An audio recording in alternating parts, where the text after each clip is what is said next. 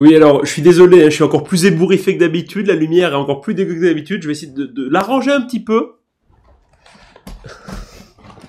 Ah, c'est artisanal ici. Voilà, là c'est mieux. Mais je vous fais cette vidéo maintenant parce que je voudrais faire un petit react rapide à l'entretien que j'ai eu chez Parole d'Honneur, notamment avec Horia Boutelja, même si j'ai très peu échangé avec elle en vérité. J'ai été invité ce soir chez Parole d'Honneur et en fait l'émission n'est pas terminée encore, je suis encore connecté, mais bon, si je veux sortir la vidéo à minuit, il faut que je la tourne maintenant. Et on va faire un rapide débrief de ce qui s'est passé. Générique! Pour te faire plaisir, hein. Les gens qui ne sont rien. Si vous voulez rester en vie, vous rentrez chez vous. T'aimes ça la merde. Bon, je remercie de cette nouvelle vidéo comme ça nous nous intéresser à l'entretien chez Parole d'Honneur sur le fil Twitter avec Horia Boutelja. Alors déjà, première chose, merci infiniment à Parole d'Honneur pour l'invitation. Très honoré de pouvoir discuter avec Horia Boutelja et j'aurais même voulu discuter plus avec elle. Peut-être qu'il y aura d'autres échanges plus tard dans la soirée, je ne sais pas, mais bon, là, pour l'instant, ma partie est plus ou moins terminée. Alors, il s'agissait de discuter sur un texte publié par Horia Boutelja dans une revue qui s'appelle Quartier des Coloniales, ou QG des Coloniales. Je vous mettrai l'article dans la description, il est pas mal. Et donc, je devais intervenir avec Paduring sur un passage qui questionnait la question de la violence coloniale, ou de la violence dans l'état colonial et de la contre-violence coloniale. Alors le problème, c'est que il y avait pas grand-chose à dire en vérité. C'est-à-dire que on était là, on était tous d'accord pour dire, évidemment, la violence, c'est mal, enfin disons que c'est moralement condamnable, en principe, on va dire, mais dans une situation coloniale, je veux dire, je suis pas en train de réinventer la roue, hein, c'est quelque chose qui est légitime, enfin qui est légitime, dans le sens où, évidemment, le colonisé, quand il est retranché jusqu'au point de ne pouvoir avoir aucune autre forme de réponse que la violence quand les issues politiques sont toutes closes ou paraissent closes, eh bien la violence apparaît comme légitime. Cette thèse, elle n'est pas de moi, elle n'est pas de Paduring, elle est de nombreux philosophes. Elle est de Frantz Fanon notamment, si on veut s'intéresser aux théoriciens anticoloniaux. Et si on veut rester chez le marxiste, on peut même dire que chez Benjamin, il y a déjà de ça. Et j'imagine qu'il y a déjà de ça ailleurs aussi. Mais bon, Fanon, dans Les Damnés de la Terre, verbalise bien ce problème-là. Face aux baïonnettes, face aux fusils, face aux chars d'assaut, l'Algérien colonisé n'a pas trop d'autres réponses à apporter au colonisateur s'il veut s'émanciper, sinon la violence anticoloniale. Alors évidemment, là c'est un peu particulier parce qu'on a affaire au Hamas, qui est considéré comme une organisation terroriste, qui s'en est pris à des civils de manière extrêmement violente, qui a pris des gens en otage qui n'avaient a priori pas demandé grand-chose. Et c'est vrai que quand on passe du concept abstrait à la réalité, ça fait froid dans le dos. Il faudra aussi penser une autre chose, c'est que la réplique qui est apportée par l'État d'Israël est d'une violence d'un tout autre degré, et que cette violence-là semble poser moins de problèmes, enfin moins de problèmes pour le camp en tout cas, le camp colonial. Alors j'imagine que ça s'explique par tout un tas de questions historiques, etc., etc. Mais bon, j'ai envie de te dire, une fois qu'on a dit ça, on n'a pas dit grand-chose, alors on a essayé de proposer, Paduring et moi-même, des idées pour essayer de sortir du conflit, mais nous, on fait pas de la géopolitique, nous on fait de la philosophie, et en plus de ça, c'est quelque chose qui est assez loin pour nous, la Palestine. On peut à la rigueur avoir une influence sur des événements politiques à l'intérieur de notre pays, hein, si on participe à des mouvements de grève, si on participe à des meetings, je ne sais pas, enfin des choses qui sont utiles, en tout cas pour la société française. C'est vrai qu'on n'a pas vraiment de prise sur ce qui se passe en Palestine, et moi j'avais l'impression, on peut discuter un peu comme ça, comme un idéaliste, oui, idéalement peut-être qu'il y a un État commun hein, pour qu'on sorte d'une situation coloniale et d'apartheid, pour que les peuples puissent cohabiter, créer une nouvelle identité qui dépasse les identités coloniales qui empêchent les gens de vivre ensemble. C'était ce genre d'idée-là qu'on suggérait. Bien sûr, ça reste à notre échelle des paroles en l'air parce qu'on ne peut pas faire grand-chose. Alors j'avoue que j'étais un petit peu frustré d'en rester là parce que j'aurais voulu beaucoup plus échanger avec Horia Boutelja, qui est une auteure que je trouve vraiment très intéressante. Puis par la suite, il y a eu une discussion sur la question du sionisme de gauche. Alors moi, je suis pas très au courant là non plus de ces histoires-là, mais apparemment la manière dont c'était décrit, en fait, c'était l'idée selon laquelle il y aurait des gens qui seraient à la fois de gauche et qui, dans le même temps, revendiqueraient les politiques coloniales sur les territoires palestiniens. Bon, là, en l'occurrence, par Israël. Et donc, il y a un intervenant qui a développé un propos là-dessus par rapport à ces pro-coloniaux de gauche qui auraient plus ou moins infiltré les manifestations du 12 novembre. Et après, il y a eu tout un propos sur les macronistes qui ont fait la part belle au Front National.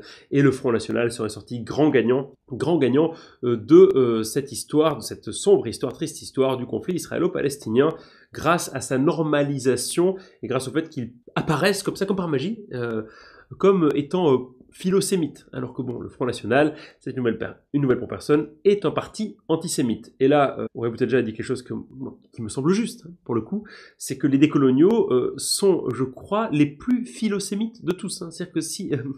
je veux dire, si vous cherchez des gens qui sont pas antisémites au Front National, ça existe peut-être, hein, peut-être, mais bon courage quand même, très très bon courage. Et alors le problème, c'est que ce qu'il en est ressorti, c'est que finalement, ce que disait l'intervenant, le Front National est sorti gagnant, l'antisémitisme déguisé avance à grands pas, et nous, on est complètement, enfin, le camp des anticolonialistes, le camp des philosémites, le camp des antiracistes, le camp des personnes qui ont envie d'inverser le rapport de force entre travail et capital, en sortent complètement sonnés. Et le Front National aurait gagné.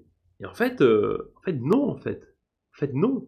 C'est-à-dire que, déjà, c'est ce que j'ai dit dans la discussion, s'il y a des gens qui disent qu'ils sont à la fois pro-coloniaux et de gauche, ils ne sont pas de gauche. Point. C'est terminé. Je veux dire, vous n'allez pas qualifier, si vous pensez qu'être de gauche, c'est être progressiste. Voilà. Donc vous êtes féministe, vous êtes antiraciste, vous êtes pour le droit des travailleurs, on va dire que c'est ça la gauche. Vous ne pouvez pas être pro-colonialiste en fait. Les sociaux-libéraux ne sont pas de gauche. Les sociaux-libéraux étaient de gauche au 19e siècle, mais aujourd'hui c'est finito.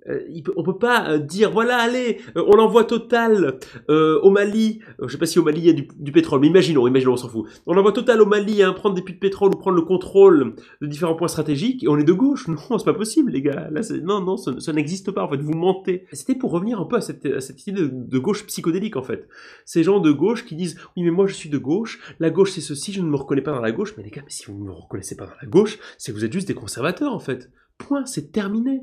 Je veux dire, quand l'irréductible athée, par exemple, dans le débat que j'ai eu avec lui chez Dioclo, est en train de m'expliquer qu'il a fait 25 ans de CGT et que ce qu'il faisait dans les manifs de la CGT, c'est qu'il allait empêcher les Black Blocs de casser des vitrines de banque, je suis désolé. Moi, je suis pas favorable à ce qu'on vandalise des vitrines de banque, bien entendu.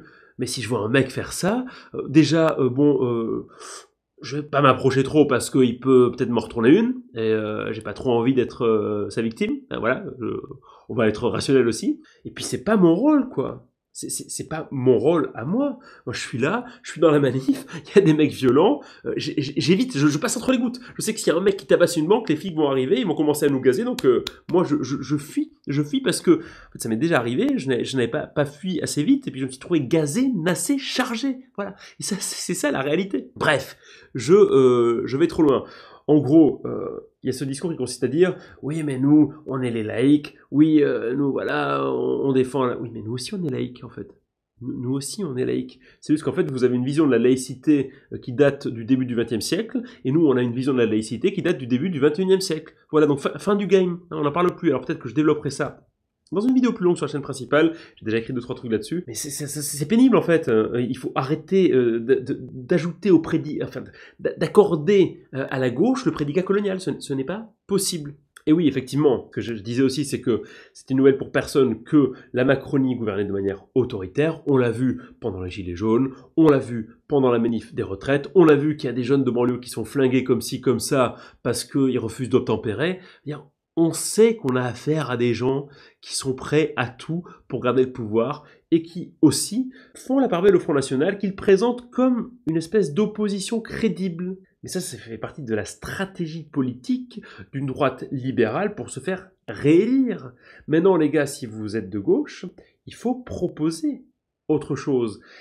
On a fait un bilan. On est d'accord, il y a des problèmes, les problèmes sont bien identifiés, ils le sont depuis assez longtemps maintenant. Maintenant, il faut essayer, en tout cas en ce qui concerne les questions de politique intérieure, de ne pas en rester là. On ne peut pas être là à pleurnicher sur ce qui nous arrive. Alors, on a le droit de pleurnicher, bien sûr, parce que quand on se fait gazer, nasser, tabasser, garde à vue, éborgner, oui, on a des raisons, par moment, d'être un petit peu au bout du rouleau. Mais d'un point de vue philosophique, en tout cas, on ne peut pas en rester là. On peut pas en rester là. Et si on en reste là, en fait, il va y avoir une espèce d'effet performatif. C'est-à-dire que on annoncera notre propre effondrement.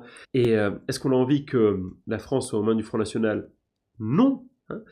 Est-ce qu'on a envie qu'il y ait des partis politiques qui mobilisent les thèmes du Front National et qui appliquent ces politiques pour se maintenir au pouvoir ? Non.